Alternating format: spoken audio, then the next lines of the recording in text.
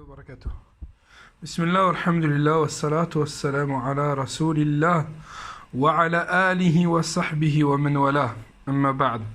Il y a une question qui revient très souvent.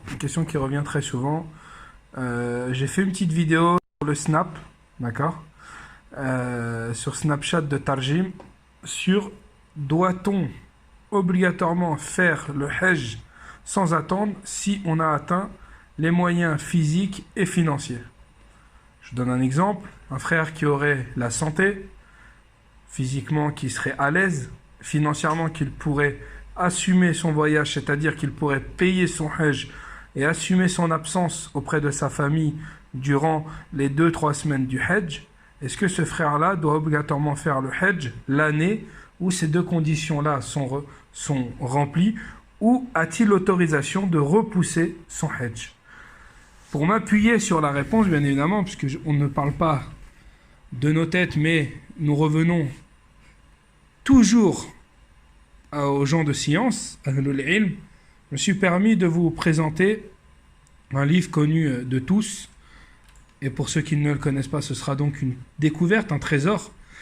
Ash-Sharh al-Mumti' ala Zad al-Mustaqni'. Donc c'est un livre qui est l'explication d'un épître de l'école de l'Madhab de l'imam Ahmed ibn Hanbal rahimahullah.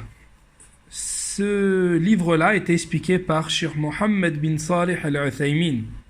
D'accord? Donc c'est le livre al-Muqni' qui a été expliqué par Cheikh Mohammed bin Salih al-Uthaymin. Donc le matn du livre s'appuie sur l'école de l'imam Ahmed. Par contre, l'explication du shir, c'est son qawl à lui. D'accord? Donc là, c'est le volume, pour celui qui voudrait revenir, le volume 7. D'accord? Et on va aller page 13. Où est la mas'ala qu'on recherche? Donc là, le shir dans le matn, il dit alal fawri. D'accord? C'est-à-dire que la personne qui doit faire le Hajj, qui a rempli les conditions, doit le faire alal fawri. D'accord? C'est-à-dire, entre guillemets, sans attendre, précipitamment. D'accord? Et Cheikh donc nous dit qu'il est donc obligatoire, comme vous voyez, qu'il est donc obligatoire de faire son pèlerinage alal fawr idha tammat shurut al-wujub, si on remplit les conditions de l'obligation. Wa ad-dalilu ala dhalik ma yali. Donc là, il va ramener 1, 2, 3 et 4 preuves qu'il faut le faire sans attendre. D'accord? Awalan, qawluhu ta'ala walillahi ala an-nasi hajjul bayt. Et cette preuve-là et cette preuve-là vont se regrouper sur une règle dans l'usul, vous allez voir. Donc, le hadith rapporté par Abu Hurayra, radiyallahu anhu, où le prophète sallallahu alayhi wa sallam a dit Ayyuhan nasu inna Allah kataba alaykum al-hajj fahujju. D'accord? Le hadith où le prophète sallallahu alayhi wa sallam interpelle les gens en leur disant ô vous les gens, certes Allah a prescrit sur vous le hajj, le pèlerinage, alors accomplissez-le. Ce hadith est rapporté par Muslim.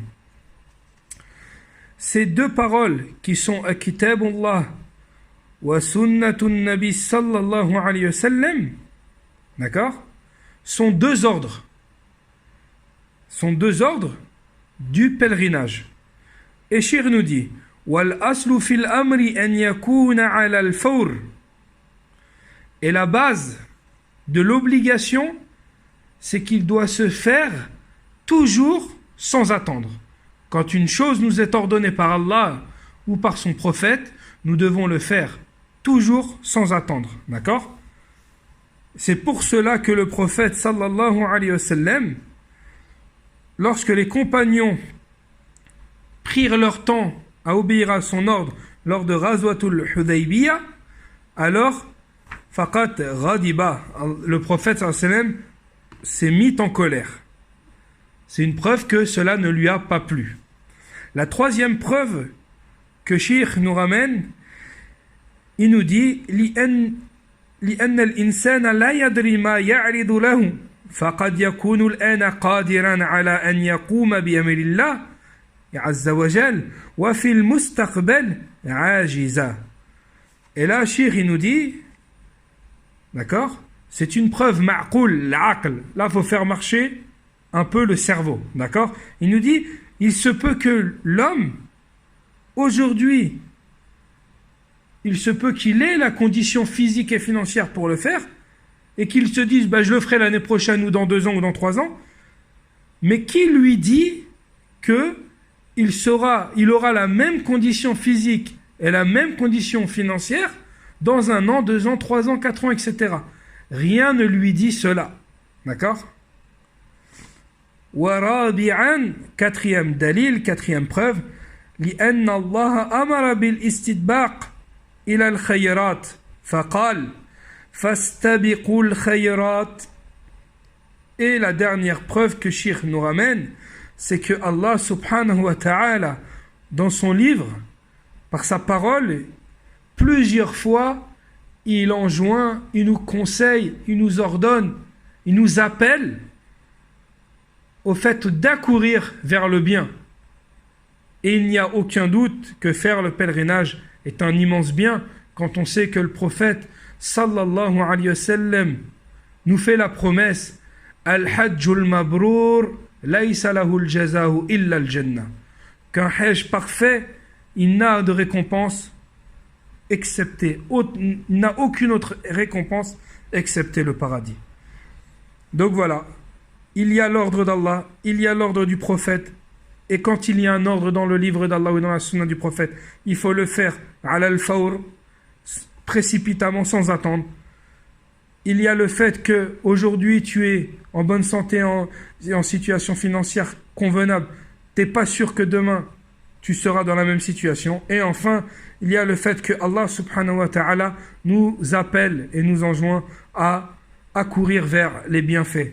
Donc par ces 4 preuves, d'accord, par ces 4 preuves, Cheikh ramène sa parole, son qaoul, et nous dit que le hajj est wajib ala al-fawr. Il est wajib ala al-fawr. Et après, Cheikh, il explique, bien sûr, par sa grande sagesse, d'accord, il explique qu'est-ce que, avec quoi le débat a-t-il été amené pour ceux qui disent qu'on peut le retarder. Donc certains vont vous dire que c'est comme la prière, que quand la prière de Dhuhr, par exemple, il y a l'adhan, on n'est pas obligé de la faire dans sa première heure, mais qu'on peut la faire au milieu de son heure ou à la fin de son heure, d'accord?